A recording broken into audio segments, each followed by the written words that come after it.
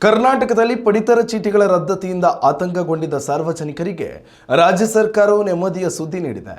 ಆಹಾರ ಮತ್ತು ನಾಗರಿಕ ಸರಬರಾಜು ಇಲಾಖೆಯ ನೂತನ ಸಚಿವರಾದ ರಿಜ್ವಾನ್ ಅರ್ಷದ್ ಅವರು ಸಾರ್ವಜನಿಕರ ಹಿತದೃಷ್ಟಿಯಿಂದ ಬಿಪಿಎಲ್ ಕಾರ್ಡ್ಗಳ ರದ್ದತಿ ಹಾಗೂ ಅವುಗಳ ಪರಿಷ್ಕರಣೆ ಪ್ರಕ್ರಿಯೆಯನ್ನು ಸದ್ಯಕ್ಕೆ ತಾತ್ಕಾಲಿಕವಾಗಿ ತಡೆಹಿಡಿಯಲು ಇಲಾಖೆಯ ಅಧಿಕಾರಿಗಳಿಗೆ ಸೂಚನೆ ನೀಡಿದ್ದಾರೆ.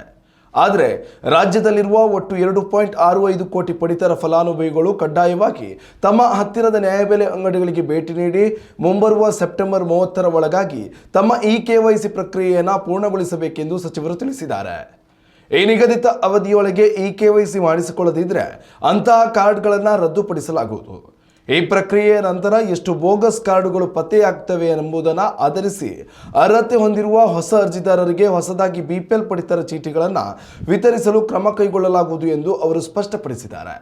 ಮತ್ತೊಂದೆಡೆ ಅನ್ನಭಾಗ್ಯ ಯೋಜನೆಯಡಿ ವಿತರಿಸಲಾಗುವ ಅಕ್ಕಿಯು ಕಾಳಸಂತೆಯಲ್ಲಿ ಮಾರಾಟವಾಗುವುದನ್ನು ಮತ್ತು ಪಡಿತರ ಸೋರಿಕೆಯನ್ನು ತಡೆಗಟ್ಟಲು ಸರ್ಕಾರವು ಕಟ್ಟುನಿಟ್ಟಿನ ಕ್ರಮಗಳನ್ನು ಜಾರಿಗೆ ತರುತ್ತಿದೆ.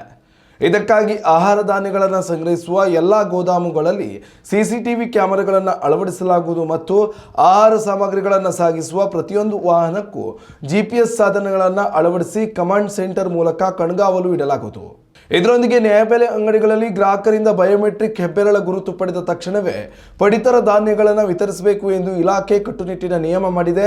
ಬಯೋಮೆಟ್ರಿಕ್ ಪಡೆದ ನಂತರವೂ ಸಾರ್ವಜನಿಕರನ್ನು ಕಾಯಿಸುವ ಅಥವಾ ಬೇರೆ ದಿನ ಬರುವಂತೆ ಸತಾಯಿಸುವ ನ್ಯಾಯಬೆಲೆ ಅಂಗಡಿಗಳ ಮಾಲೀಕರ ವಿರುದ್ಧ ತಕ್ಷಣವೇ ಕಠಿಣ ಕಾನೂನು ಕ್ರಮ ಜರುಗಿಸಲಾಗುವುದು ಎಂದು ಆಹಾರ ಇಲಾಖೆಯ ಆಯುಕ್ತರು ಎಚ್ಚರಿಕೆ ನೀಡಿದ್ದಾರೆ. ಉತ್ತಮ ಸಂಸ್ಕಾರಯುತ ಶಿಕ್ಷಣದೊಂದಿಗೆ VSS English medium CBSE school Udupi Muddur.